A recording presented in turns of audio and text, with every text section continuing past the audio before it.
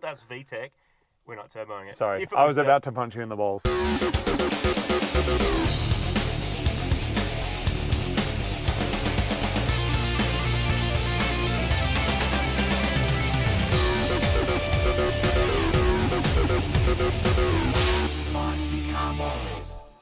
Welcome to another episode of Mighty Car Mods. It's Civic time, Martin. Back to Civic it. time. What are we doing? Pumping. We're getting juice into the Fuel. Civic. Juice. Front mount radiator. Coolant. Exhaust. Gas.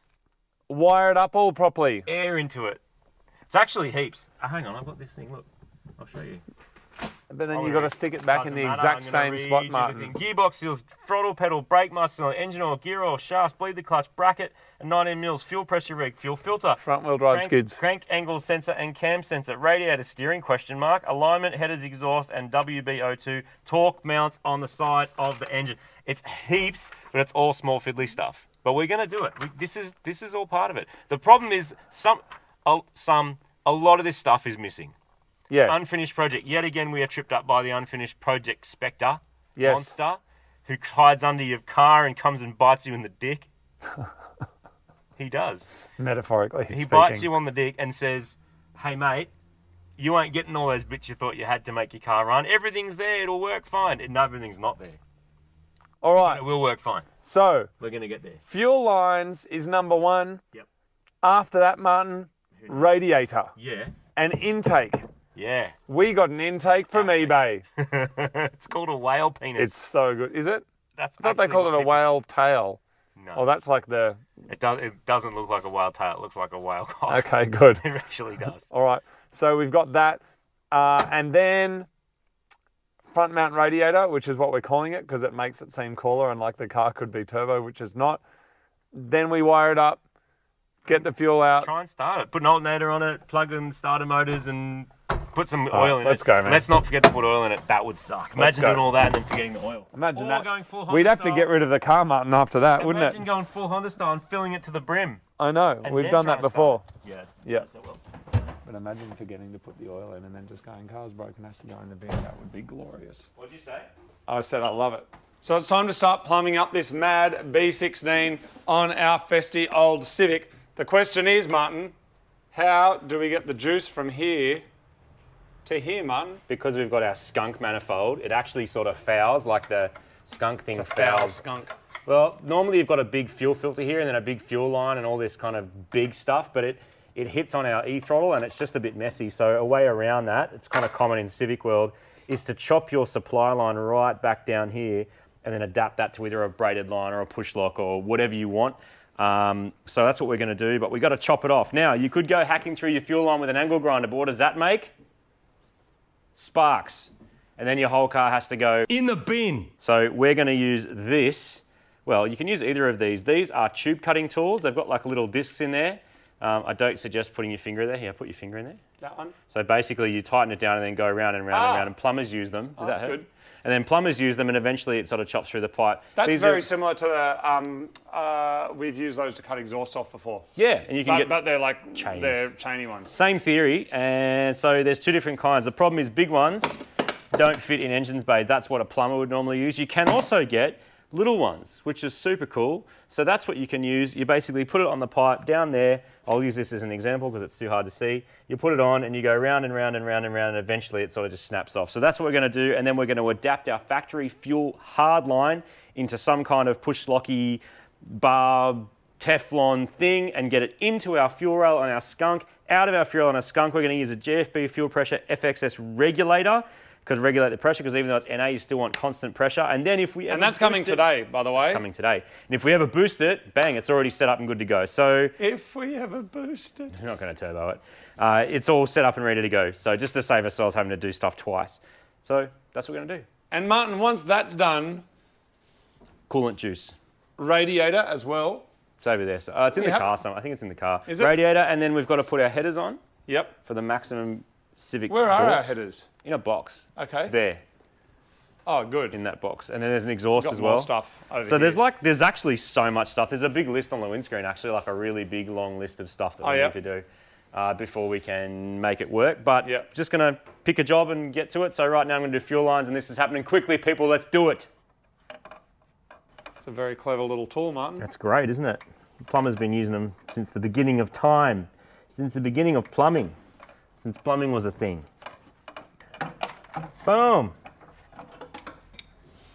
It's a super neat cut. Wow, that's really good. And if there's fuel in there, you've got no risk of sparks and blowing stuff up by hacking through it with a Dremel or an angle grinder or a hacksaw or whatever. So yeah, a really neat way to do it. And we get rid of all that, and then on the factory one that's sticking up like that, hose, bang, into our manifold, out of a manifold, fuel pressure regulator, and we have fuel.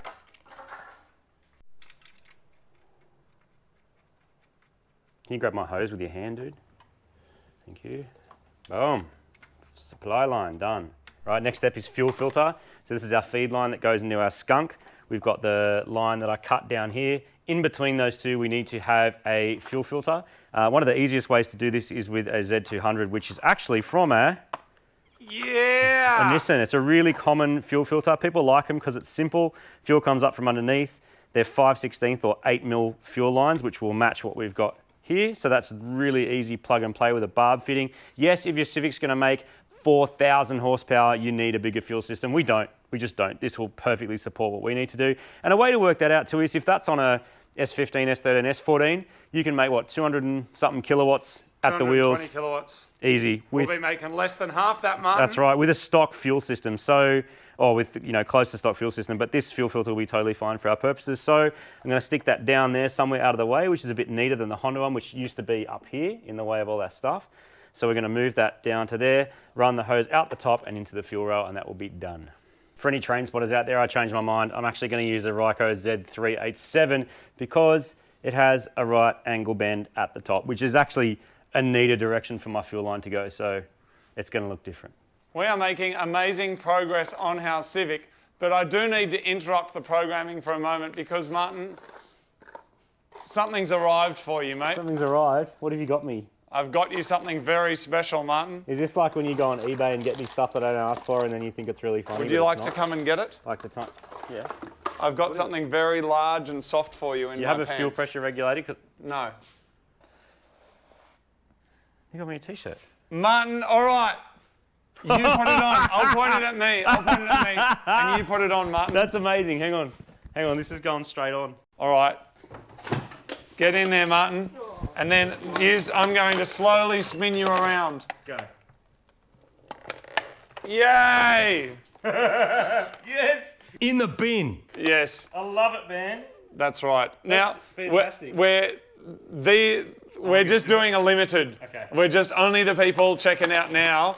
We're just doing a thing. Yeah. Click the thing, you can get the thing. For the OGs. Anyway. I wasn't really expecting that to become a t-shirt, but look at it, dude. Look at you got like mad. All the Honda parts are in the bin. See? Full stud. It looks full legit. The pistons. Well, maybe that'll happen soon. Half radiator. It's fully accurate. Love it, mate. Can we put our fuel pressure? Do you got any fuel pressure regulator as well?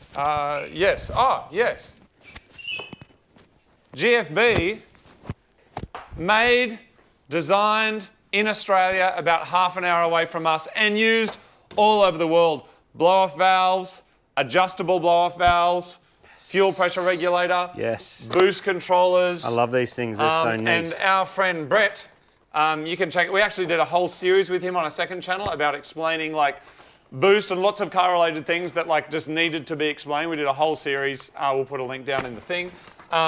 He's a legend. And anyway, very proud to be using Australian stuff. This is on our Australian YouTube channel, Martin. Fuel pressure regulator. We're from Australia. He's nice and small. It's perfect for what we're doing. So little barb inlets and outlets, which is fine because it'll work with our 5/16/8mm hose.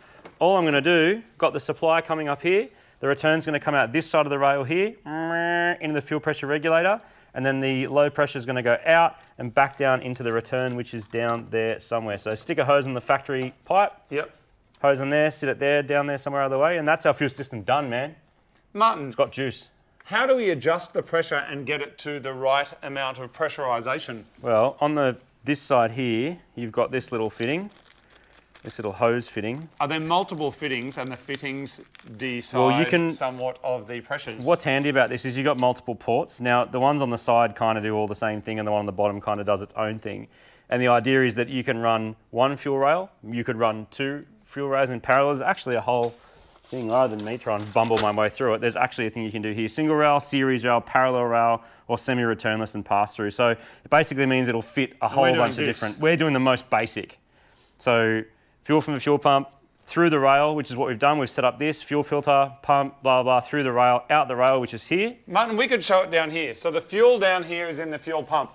Comes up. The fuel pump goes pump, pump, pump, pump, pump, out it comes, this line, out of here, up over here, gets filtered through there, down around here, into this fitting, into the rail. Yep. Once it's in the rail, it goes blip, blip, blip, blip, blip, blip, blip. It comes out of here, fuel pressure regulated. That there is providing the back pressure, would we say? I don't know if it's called back pressure, but it's what's keeping that pressurized. It's maintaining consistent pressure along here because the fuel pump can't do it by itself. So this designates it. And the other thing you can do is on these ports, you can screw in a little gauge, which we've got floating around somewhere. I think we've got a gauge somewhere. And that's how you set it. So using this thing at the top, you basically prime the car up a few times. There's running versus not running. It's like a little boost gauge. There's a whole thing in here, and you just set your base fuel pressure.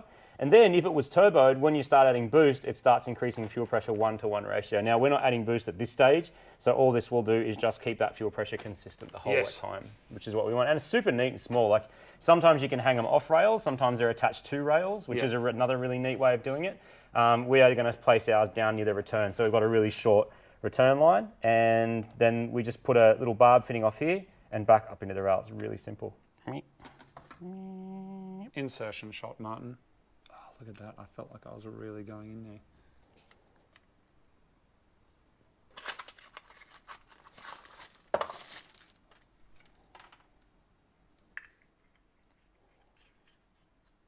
So that there will live on there, and that's how we can set our pressures. Yeah, man, so that's the blanking plate going in the back. Yep, because we only have a single rail, so we don't need all the extra ports. Comes with the blanking plugs to blank it off.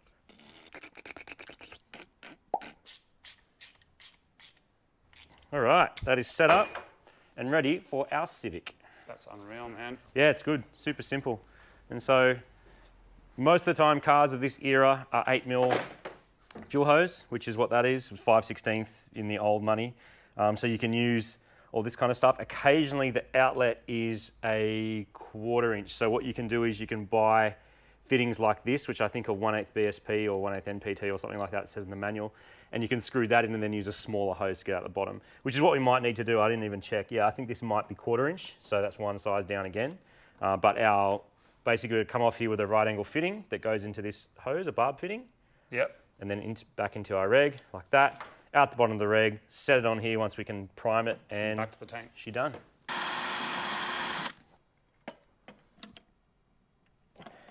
The gauge is on the other side from where oh no, it didn't hit the ground.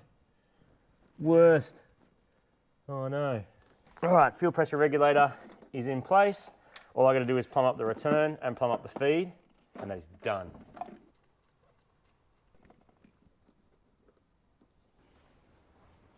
These pipes on here. Oh, Martin. You all right? We said we weren't doing that today. You said I couldn't kick you in the balls today. Yeah, but you didn't kick me in the balls. I kicked you in the balls. Yeah, Anyway, I know, but it's don't worry about reciprocal. that. This is not a standard Civic part for anyone who's playing along at doesn't look home, like it, which Martin. could be a few of you. I have test fitted my cam sensor bracket, and that involves the little magnets that are on that wheel, and that sensor picks it up. That goes to the Haltech and tells the computer where the cam's at. This is the one for the crank, which is that funny looking tone wheel thing. That bolts on down there, and that's sensing how many teeth are going past and when the break in the teeth is, and that tells the ECU where the crank is. And if we have a crank and a cam signal, we can do full sequential ignition-y, squirty bangs using our ECU. So that's my job, first up. Then I've got to put a pedal on it, an e-throttle pedal that'll control that thing. They're my jobs. That's probably going to take a bit. Martin, I am going to put the radiator in, which should be fairly simple. It's missing a few little bits down the bottom here. Some grommet rubber things. And just going to make a little bracket for this if we don't have one. That hose is going to go on there and in there. And then I'm going to do headers and exhaust. Sweet, which is headers, exhaust. I think this is from a slightly different Civic, so we might be cutting and welding stuff, but it should be close. Work it out. And then I think I might have put our fuel pressure regulator in the way of the battery. So we're going to stick the battery in and work that out. Our wiring is about 80% done. So it's still a few bits and pieces of the wiring that are not finished, only because we didn't know where stuff was going to go, because it's not stock, which is this sensor arrangement. But otherwise, it's looking pretty good. There's a few hoses that I don't know where they go. Yeah. Like there's that bleed off thing that goes somewhere. I guess that goes into a Doesn't that go into like a expansion little tank reservoir? that we don't have. Okay. So I guess it's going to be a Coke bottle. There is vacuum lines that we don't quite have, and there's the line for the brake booster. I also learned something about this brake booster / master cylinder thing. So the car came with a box of parts, as you know. Lots and lots and lots of parts. It's over there somewhere. The car came with lots of parts in a box, and we assumed that all of them were upgrades, and a lot of them were. Like, there was some good stuff in there. But there was also stuff that just doesn't make sense, like this, which says Honda on it, and also says, on this side, 15/16, which I don't know much about fractions and inches and imperial measurements, but what I do know is that's almost an inch, and bigger is better because we got bigger calipers. And it doesn't Honda, even though it says Honda. It says Honda on it, but it doesn't fit. It's a different thing. Maybe there's some hack or some mod that makes that work. I have no idea. But what we do have is our 13/16 booster on there, which master cylinder on there, which I have just taken off, and we've bench bled so that thing's pretty much ready to go. So our braking system just needs a bleed. Our clutching system just needs a bleed, and we've got a fuel system. So all the liquids except the coolant are good to go. The coolant's about to be good to go. Then the exhaust gases will be good to go, and it just needs some electrons. Cool. I learned something. Did you, Martin? Yep. What something did you very learn? clever. Remember Something we were about cleaning out pelicans? No, I know how to touch them. You know how we're cleaning out the spark plug holes? Yes. And gravity was against us because we were this way? Yes. Flip it 180 degrees, blow them out, and it falls on the floor. Gravity's on your side. And that Who was that, Martin? I was in the comments. And some dentist... Thank you, comment. And the dentist thing that you extracted? Yes. Did you realise what it was? No. Did you work out what it was? The internet did. Oh, I thought we worked out it was the end of the lead. That's what I still think it looks like. But we did throw it in the bin. Well, I'm pretty sure it's the end of a lead because I looked again. Yes. But a lot of people are suggesting it's out of a spark plug socket. Oh. Like the little thing out of a spark plug Not socket. ours, though, because we hadn't even taken them out yet. Yeah, not our spark plug socket. The other thing is, Martin, here's the other thing. I used to, and I'm interested to see what the people would do. Every time I changed an oil filter, I used to oil it. Yeah. I used to get a little, I would take the lid off the oil, and I'd get my finger and I'd go bloop, and I'd just like put a little bit like that around. And I was chastised, Martin, by real mechanics too many times who were like, we never do that. Don't bother. They're like, we never do that. And so I was like, but like the internet says you're meant to. Yeah. And this is the thing. Quite often the internet says you're meant to do something, and then you speak to like an expert, and they're just like, man, we don't do that. We don't actually do exactly. that. But the point is, because I've since done some research since. Yeah. Some of those O-ring things are already pre-oiled, so they don't need to be. A lot of them are, yeah. Subaru ones often are like got little film of grease on them. Yes. The other thing is that where you've taken the oil filter off, where it mates up against, often still has grease and some oil and stuff on there. So if you don't oil it, by the time you wind it on, it's getting oiled anyway. Mm-hmm. But here's the thing, and this is what I think is interesting, is that that's all about getting a good seal. That if you don't oil it and you're doing it by hand, disregarding the fact it might be harder to take off later, because by the time that oil filter's coming off, we won't own this car anyway, so it's someone else's problem. But it's right. But also it's about how much torque you can get when you hand tighten your oil filter, and when there's a little bit of oil on it, you can get it a little bit tighter. Do you know why none of this is going to matter soon? This is not about electric cars. No, I'm serious. I was at Super Cheap the other day. No, that wasn't Super Cheap the other day, right? Are we talking about electric cars, though? No, not at all. Not even a little I'm bit. still with you then. Looking for a fuel filter that would fit this, right? And Yes. we spoke about the S15 one, and then I found another Nissan one with the a right angle. Yeah. Awesome. As I was looking through, right, there's just a wall of oil filters and fuel filters. And as you look at the numbers in order, they change, because a Z200 is a fuel filter, but a Z395 is an oil filter and whatever. Yes. I was looking at the oil filters and I was picking them up to look at them, and probably only every fourth or fifth filter was a cartridge. Was like a metal one with an O-ring. Oh, because they've gone They're all veg style. cartridge, dude. Yeah, right. Every Euro car now is like cartridge filters. Heaps of the Korean stuff is cartridge filters. Some of the newer Japanese stuff, they have the plastic housing. Yeah. Which makes sense because you're not chucking it in the bin all the time. It's just paper. It's cheaper to make. Yes. It's all about the money. And so you've got the O-ring that comes with it, which you often have to oil as well. Yeah. And then you've got that cartridge filter. So these metal ones, I don't think they're going to be around for all that much longer. Wow. Well, Martin, you know what I will say, because this is actually something that, we'll show you, Doodles, is that this here, the alternator, wouldn't actually fit We couldn't get it on. unless we took off the oil filter, which is over there. So do you know what we did? We put a little bit of oil on it. Just for you. And just for the new owner, whoever you end up being, we've caught the car. Once it's released again, you'll have the oiled filter. Comment section will be happy. You'll be able to take it off easier. Hot tip, put your alternator on before you stick your engine in the car. We didn't know where it was. We didn't know where the bracket was, where the bolts were, nothing. So I thought we'll put it in and then work it out because it'll be all in place. Nah, bad idea. You've got to take the oil filter off and half the bottom of the engine off to actually get the alternator in, which we didn't bore you with because it took ages. But yeah. All right, There's the main complaint, Martin. We should jump into the main complaint. Complaint section? Yes. Complaint section. Did we do that once? No, but the other issue that people have, which is valid, It's a Honda? and I agree with them. Yeah, it's a Honda Civic. Is that it? That's it. Is that actually it? Yeah. And the car actually should go straight In the bin. Hey, I have a whale penis.